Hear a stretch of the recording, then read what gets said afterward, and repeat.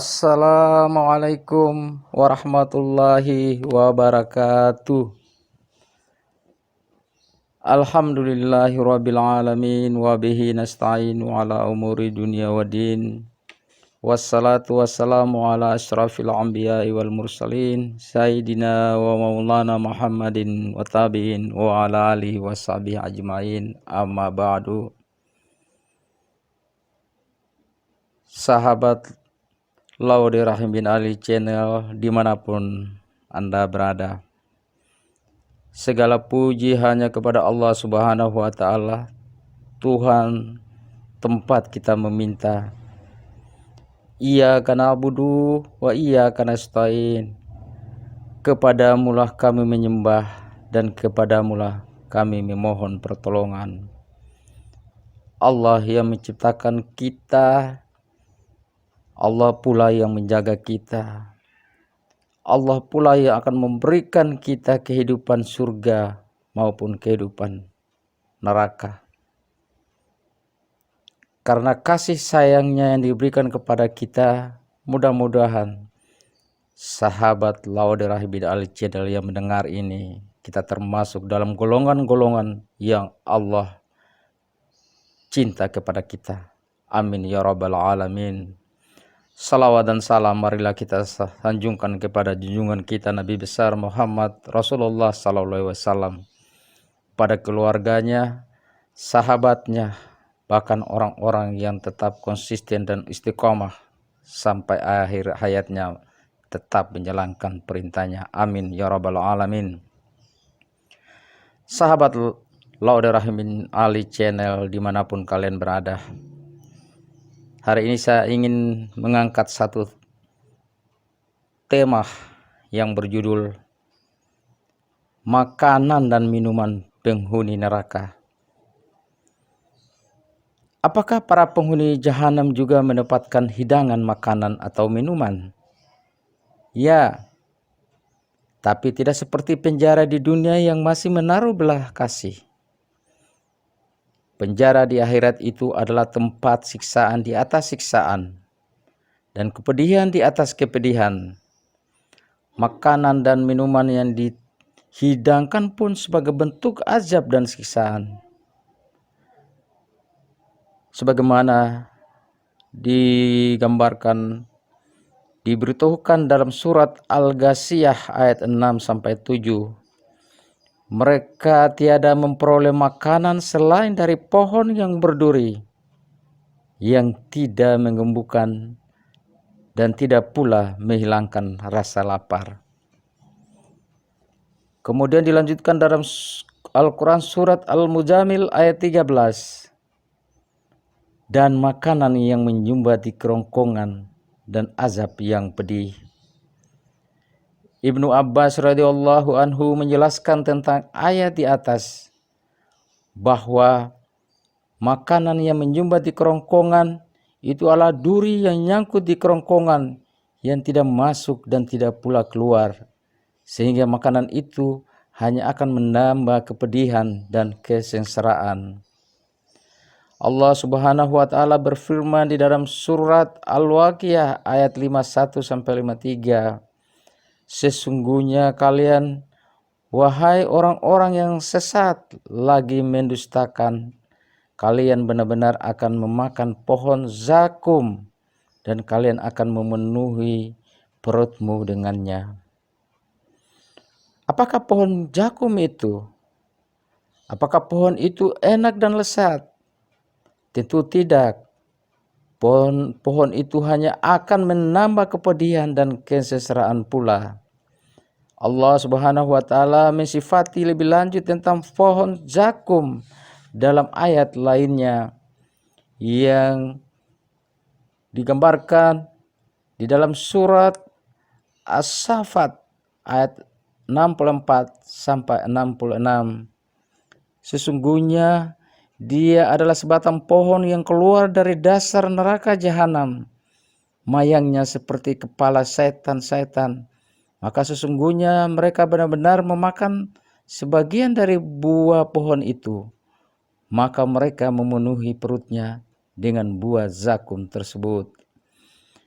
tatkala penghuni neraka haus karena terbakar, maka Allah Subhanahu wa taala sudah siapkan hidangan minuman bagi mereka yang akan menambah pedih siksaan mereka. Minuman berupa nanah dan air panas yang dapat memotong usus-usus mereka.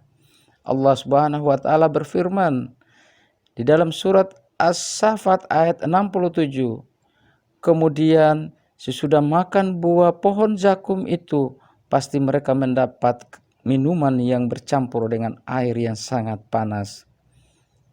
Dalam ayat lain diceritakan yang artinya, dan mereka diberikan minuman air yang mendidih sehingga memotong usus-usus mereka.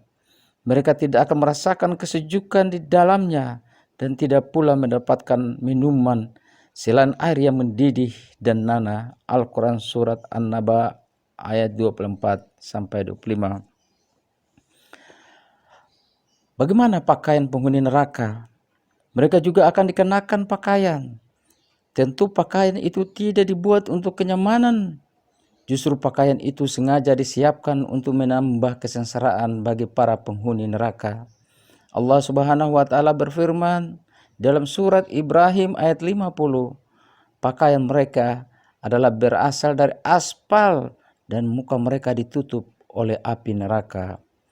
Mereka memakai pakaian yang terbuat dari aspal. Maksud ayat ini adalah bukan pakaian dalam arti yang sebenarnya, tetapi seluruh tubuh orang-orang yang berdosa waktu itu diliputi oleh aspal panas.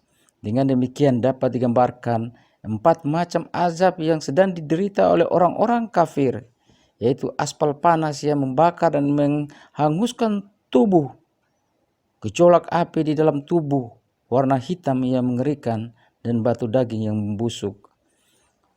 Allah Subhanahu wa taala dalam ayat di atas diulang dalam ayat lain dalam surat Al-Hajj ayat 19 sebagai bentuk penegasan yang artinya, maka orang-orang kafir akan dibuatkan untuk mereka pakaian-pakaian dari api neraka.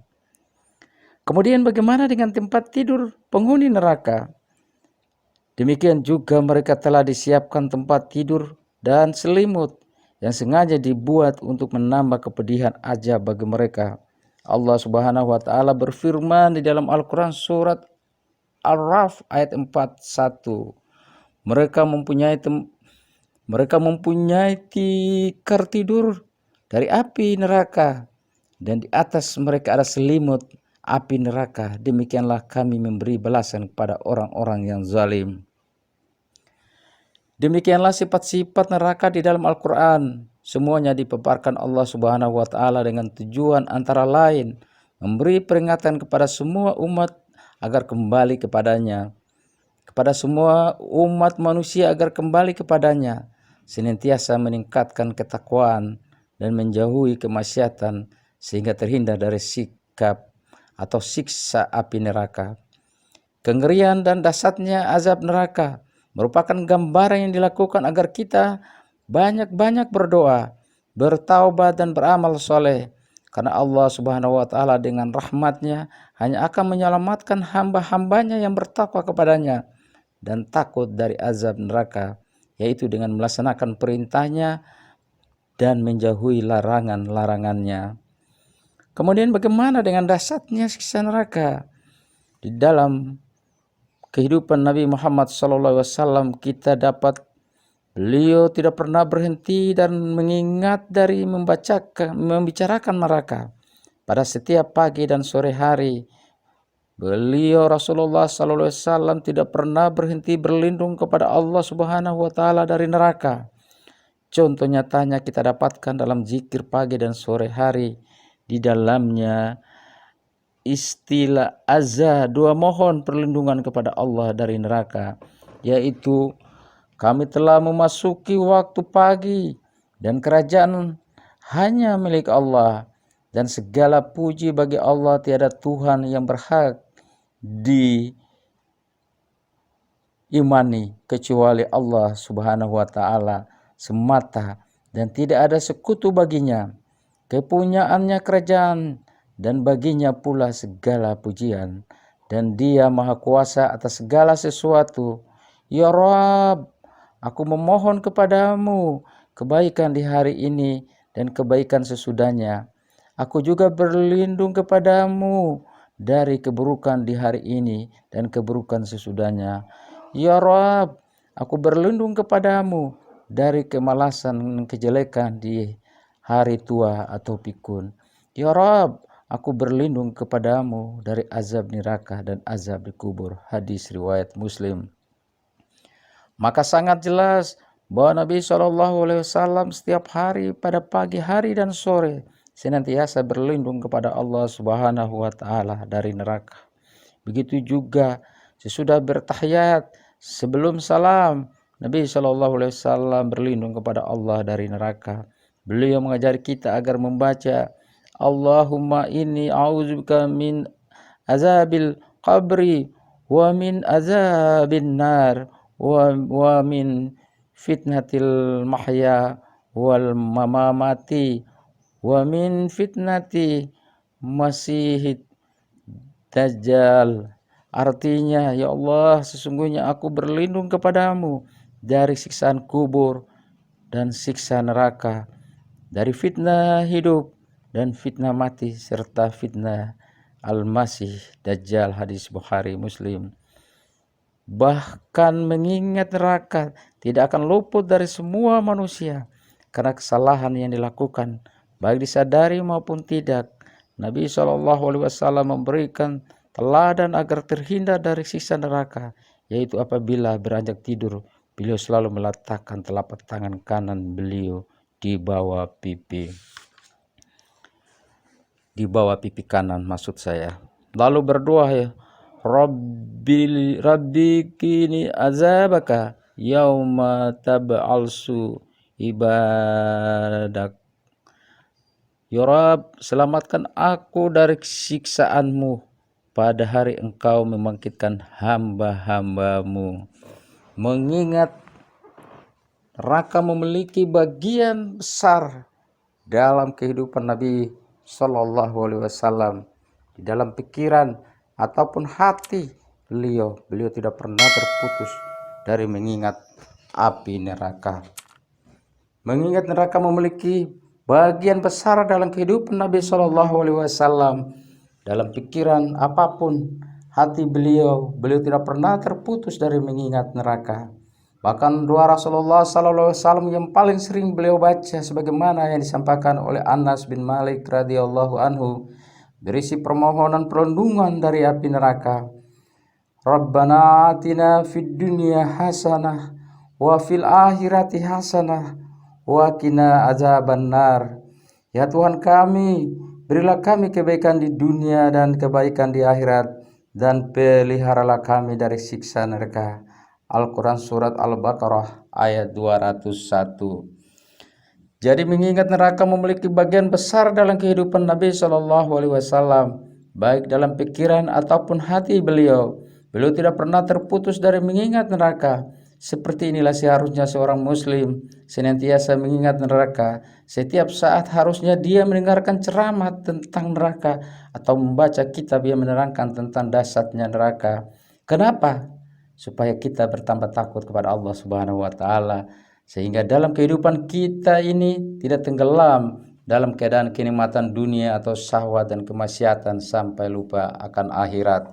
Berikut ini merupakan gambaran dahsyatnya neraka dalam Al-Quran, diantaranya firman Allah Subhanahu wa taala di dalam surat Al-Hajj ayat 19.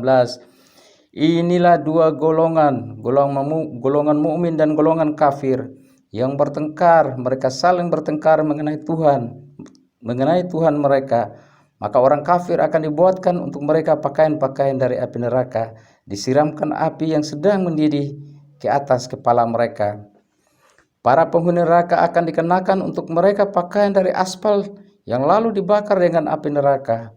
Tidak cukup itu saja, Al-Hamim, air yang sedang mendidih dan sangat panas, akan disiramkan ke atas kepala mereka. Kita berlindung kepada Allah dari menjadi ahli neraka. Bisa dibayangkan kalau kita diletakkan pada satu tempat, lalu di atas turun setetes demi setetes dalam jangka waktu tertentu, sehari, seminggu, bahkan sebulan, setiap detik air menetes dan mengenai kepala kita, apa yang akan terjadi? Kita akan tersiksa dengan sendirinya dan akan menjadi gila. Lalu bagaimana kalau yang disiramkan itu adalah air yang mendidih, air neraka yang panasnya berlipat-lipat dari panasnya dunia. Kemudian Allah melanjutkan dalam ayat berikutnya yang artinya, dengan air itu dihancurkan luluhkan segala apa yang ada dalam perut mereka dan juga kulit mereka. Al-Quran Surat Al-Hajj ayat 20. Betapa dahsyatnya panas air tersebut saat disiramkan di atas kepala, maka air tersebut akan menghancurkan isi perut, daging, lemak, dan ususnya, yakni isi perutnya meleleh karena panasnya air neraka yang mendidih tersebut, sehingga kulit mereka juga meleleh. Kita memohon keselamatan kepada Allah dari beratnya siksa neraka. Selanjutnya Allah berfirman, dan untuk mereka cambuk-cambuk dari besi. Al-Quran Surat Al-Hajj ayat 21. Makami itu semacam palu atau martil dan dari besi yang dipukulkan ke kepala kita. Maka ketika mereka hendak keluar dari neraka, dipukulkan martil tersebut di atas kepala mereka supaya siksa tidak terputus dari mereka. Allah Subhanahu wa Ta'ala berfirman yang artinya, setiap kali mereka hendak keluar dari neraka lantaran kesesaran mereka, niscaya mereka dikembalikan ke dalamnya. Kepada mereka dikatakan, rasakanlah azab Allah yang membakar ini.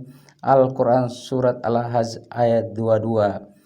Dalam ayat yang lain Allah berfirman yang artinya, sama dengan orang yang kekal dalam neraka dan diberi minuman dengan air yang mendidih sehingga memotong-motong usus mereka. Al-Quran Surat Muhammad ayat 15. Benar, mereka dipaksa meminum air neraka yang sedang mendidih dan sangat panas menghancurkan. Jadi tidak cukup disiramkan ke atas kepala mereka, namun al-hamim, air neraka yang sedang mendidih dan sangat panas tersebut diminumkan kepada mereka sehingga usus-usus mereka terpotong-potong, tercabik-cabik dan hancur berantakan. Sesungguhnya panas api neraka jahanam tidak tertandingi. Rasulullah SAW menggambarkan panasnya lebih dari 70 kali panasnya api di dunia yang paling panas. Satu contoh pemesalan yang tak mungkin bisa menyamai dengan neraka. Seandainya kita dipaksa meminum secangkir kopi atau teh yang sedang mendidih dengan segera, lalu apa yang terjadi? Lidah dan mulut kita akan melepuh dan boleh jadi usus kita akan meradang dan putus. Lalu bagaimana kalau diminumkan adalah air neraka yang sedang mendidih dan memiliki panas yang tak terhingga? Orang yang kekal dalam neraka akan diberi minuman dengan air yang mendidih sehingga memotong-motong ususnya. Coba bayangkan keadaan ahli neraka yang dijelaskan dalam ayat ini. Karenanya benarlah sabda Nabi Muhammad Rasulullah SAW, kalau kalian tahu apa yang aku ketahui, pasti kalian akan sedikit tertawa dan banyak menangis. Masalahnya kita tidak mengetahui sebagaimana yang diketahui oleh beliau Nabi Muhammad Rasulullah SAW. Allah menggambarkan tentang tikar dan selimut ahli neraka. Mereka mempunyai tikar tidur dari api neraka dan di atasnya mereka ada selimut api neraka. Al-Quran Surat Al-A'raf ayat 41. Dari bawah penghuni neraka ada tikar yang terbuat dari api neraka, sedangkan dari atasnya mereka diselimuti dengan selimut dari api neraka. Dari sini dapat kita padukan dengan ayat-ayat yang lain bahwa para penghuni neraka akan dipakaikan baju dari aspal neraka yang lalu dibakar, tikar dari neraka, selimut dari neraka, dan juga cambuk atau martil dari besi. Pada ayat yang lain Allah Subhanahu wa Ta'ala menyebutkan tentang angan-angan para penghuni neraka, yaitu kematian. Mereka ingin sekali mati sehingga tidak merasakan azab mereka yang maha dahsyat.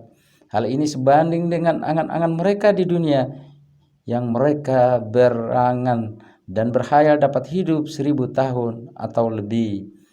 Mereka sangat cinta kepada kehidupan dunia, sedangkan di akhirat mereka sangat-sangat berharap bisa mati.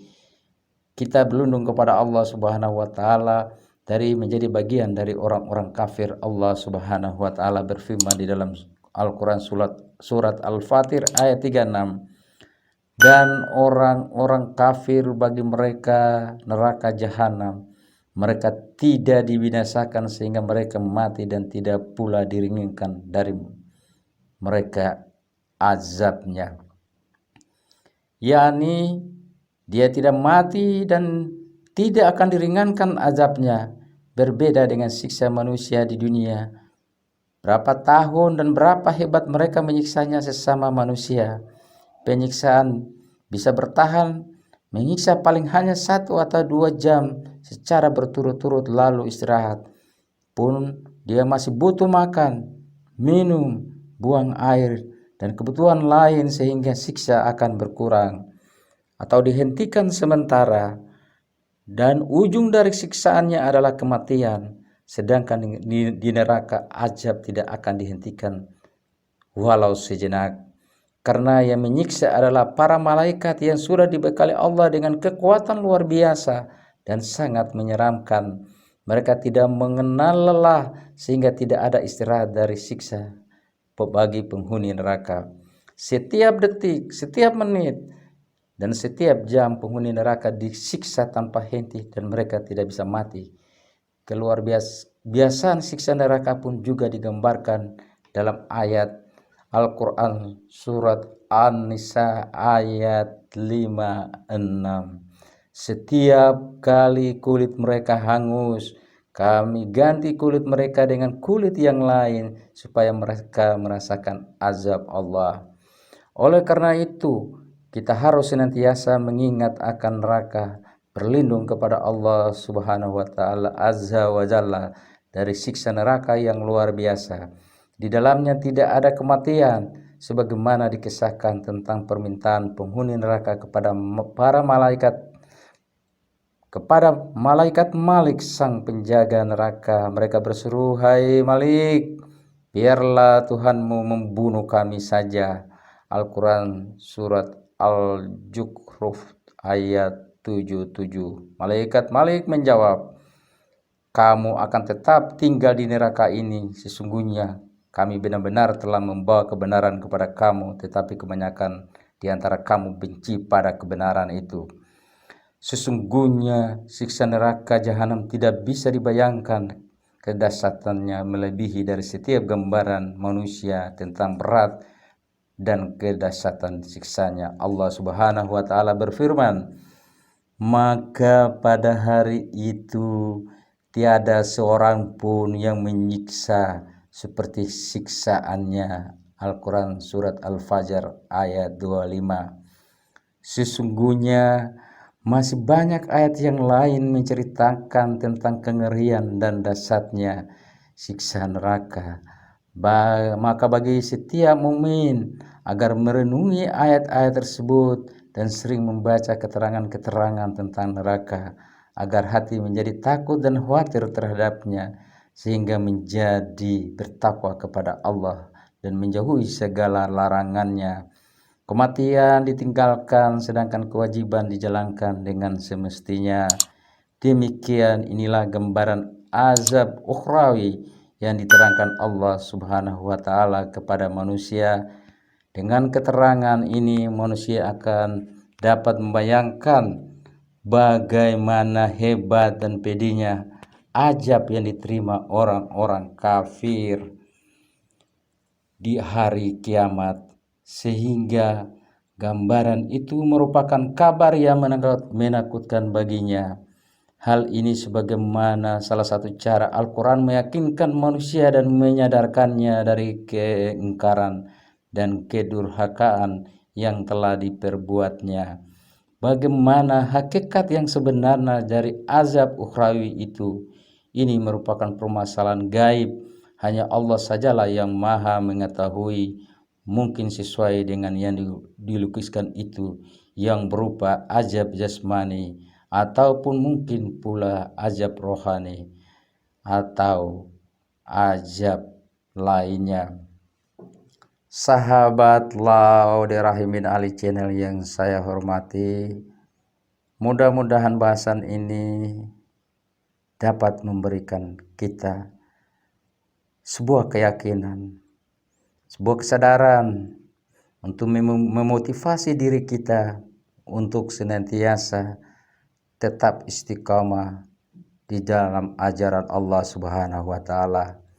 Mudah-mudahan melalui Laude Rahimin Ali Channel ini Allah Subhanahu wa taala menghapus segala dosa-dosa kita yang telah kita kerjakan dan menjadikan kita pada hamba-hamba yang dicintainya. Kita tetap berdoa dan bekerja bersungguh-sungguh untuk mencari cintanya Allah Subhanahu wa taala kepada kita. Kalau Allah sudah mencintai kita, jangan surga, neraka, ataupun bidadari yang Allah janjikan tidak seindah kita melihat wajah Allah di hari yang Allah janjikan. Wassalamualaikum warahmatullahi wabarakatuh.